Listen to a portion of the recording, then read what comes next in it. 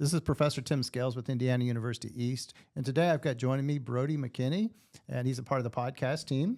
And we've got Colby Cox. And Colby, you're a student entrepreneur here at the university. So welcome to the show. Thank you so much, Tim. I'm very grateful to be here today.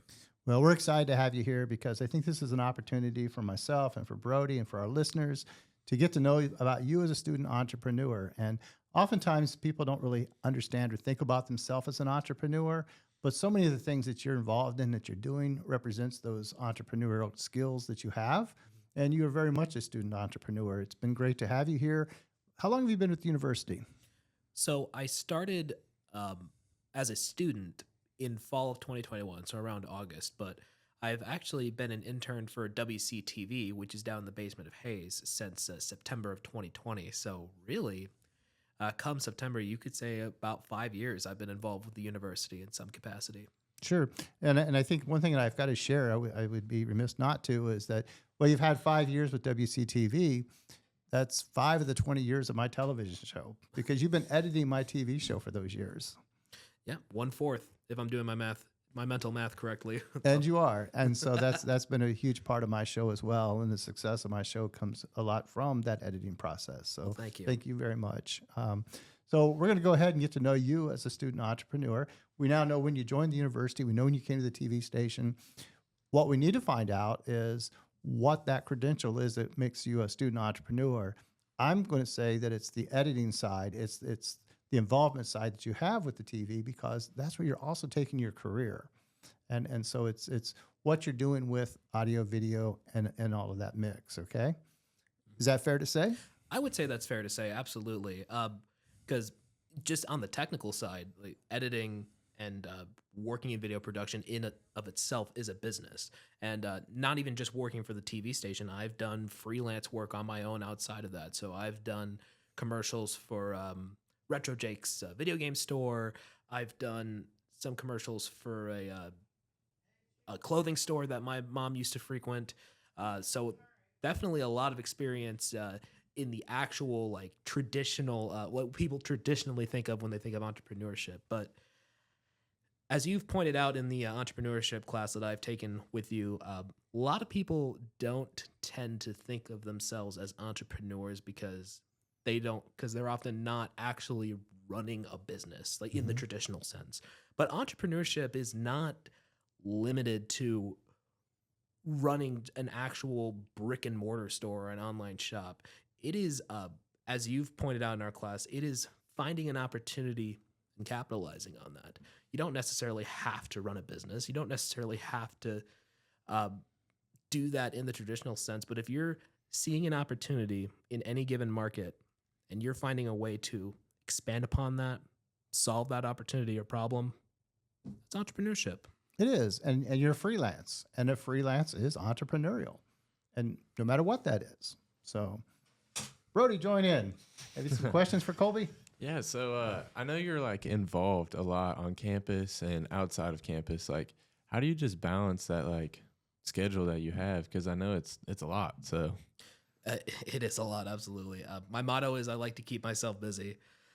Really, so in the past, and I would say even now, it's still something I struggle with. Time management has never been my strongest attribute.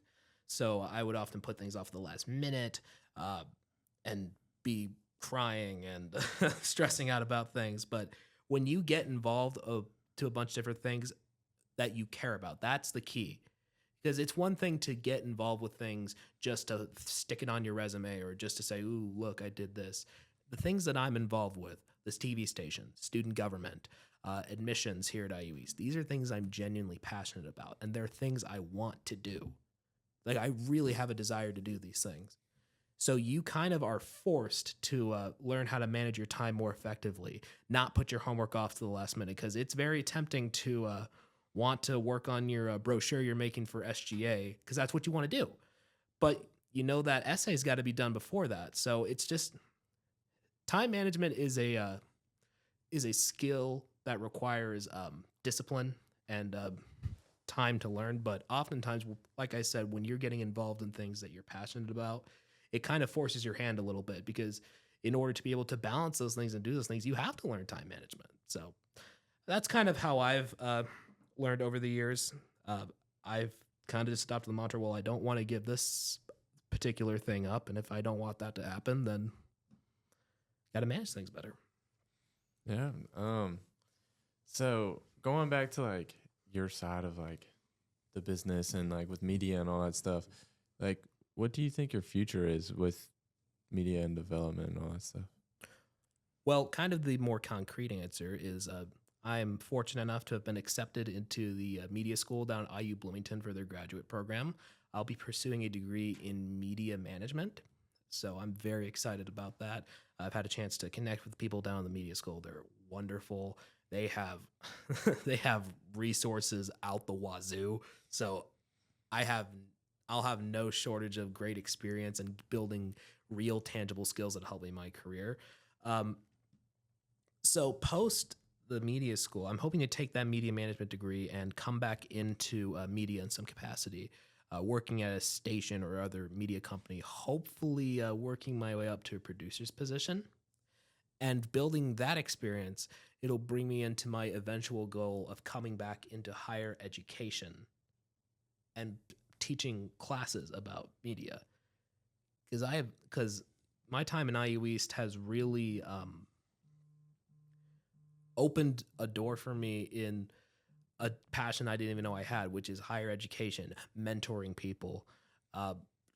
My work for admissions, I've been able to mentor many new students and help them get involved on campus. Gabe Reynolds from our entrepreneurship class, as an example, I got him involved in student government, something that I don't know if he would have really considered had I not come in there and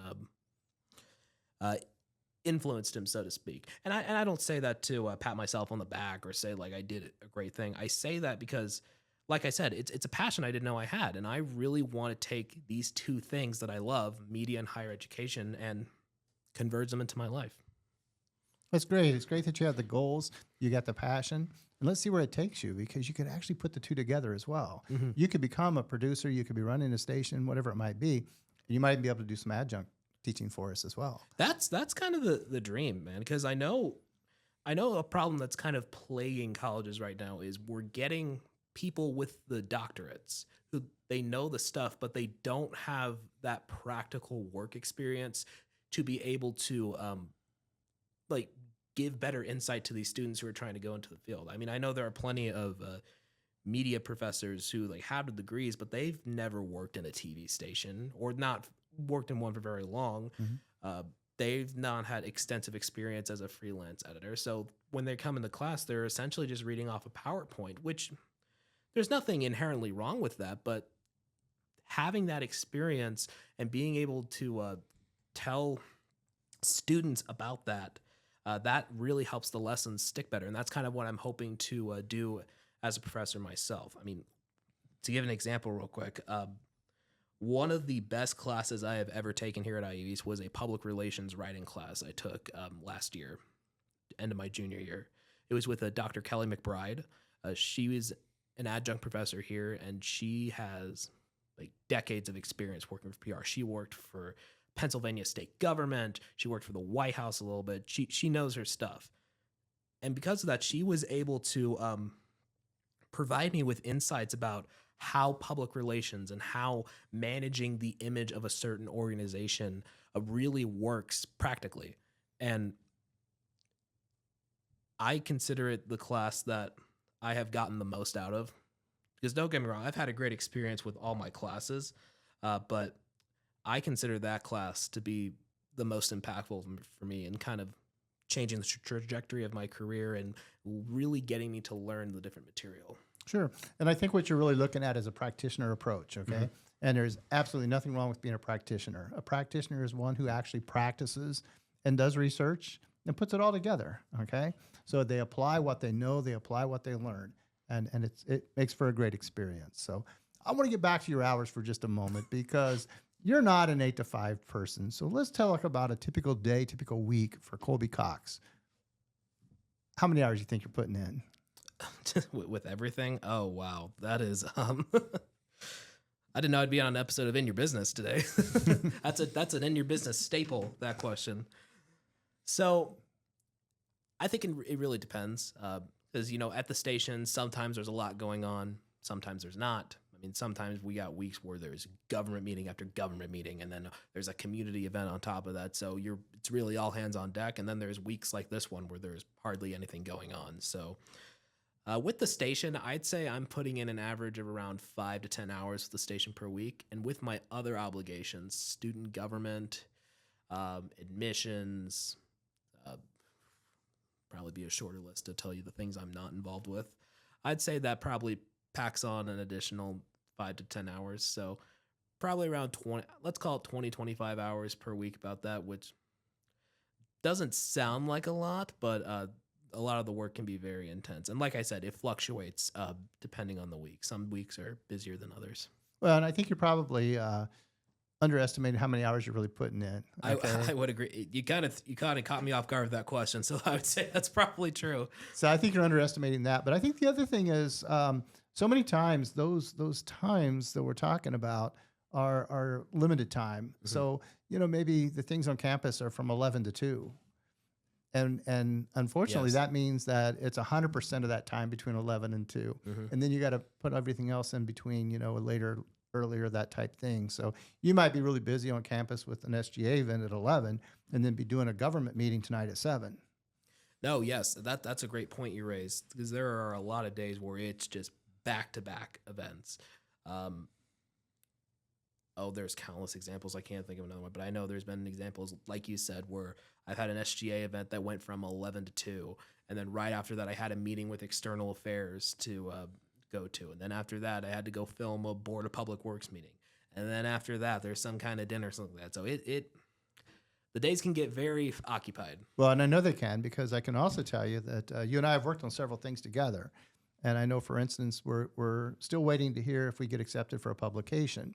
That should happen any day now. But what happens there was, even as we were working on that, on the manuscript, sometimes you'd say, "Oh, Tim, I'll get it to you by tonight." And then it might be 2 or 3 days later, I'm like, "Colby, you worked on that yet?" And it's just because time gets away from us so quickly because of all the other commitments. But Yes. We do find time to get it done, and we did. And so now we just wait and see what happens in the future. Yep, I know I have a bad habit of that. But my motto is, like, I will always get the job done, no matter how long it takes. I know I need to be better about doing it in a more timely manner. So, but Oh, we all do it. Trust me. That's one of the characteristics of an entrepreneur, is we take on as much as we can, and then we hope that we can get it all done. yep, So that's my biggest flaw. yeah, there's nothing wrong with that. That's a part of the excitement. Brody, anything else before we close this one? No, not really. All right. Colby, anything we didn't ask you that you want to share? If I could just share some advice with some future students who might be listening to this, I would say, first of all, no matter what field you're going into, be versatile, be adaptable. Because one of the biggest lessons I've learned at WCTV is, like, you can't make yourself niche or only like an expert on one thing. I know the example I had with that Eric Marsh told me was that someone might come into the media industry and all they want to do is, like, make music videos. That's great, but you got to know how to do other things within that industry, because it makes you stand out more. It makes you more versatile in a job market like media that's constantly changing. And if you can't do that, you are not going to be successful. So to any future students listening to this, just be adaptable, learn as much as you can, because you never know. Even if it doesn't seem directly related to what you want to do, learn it anyway, because you never know how that's going to pay off. And my last piece of advice is get involved. Definitely be better at time management than I am, and be better about being punctual with your work, but get involved. Join that club you want to join. Join student government. Work an on-campus job, because the network that I have now was built, like, almost entirely because of me getting involved with stuff, and it has paid off tremendously. For example, I consider WCTV and student government the two main reasons why I got into grad school and why I got as good of an offer as I did, because I was willing to put in the work and I was willing to connect with people. So adapt, be versatile, and build your networks and get involved. That's my advice for future students. Colby Cox, thank you for joining us today on Boss Talks. Brody, it's been a pleasure to co-host with you today. And we're going to follow you in the future and just see exactly what happens to your career. And we wish you nothing but the best. Your reputation is outstanding. Keep it that way. Will do.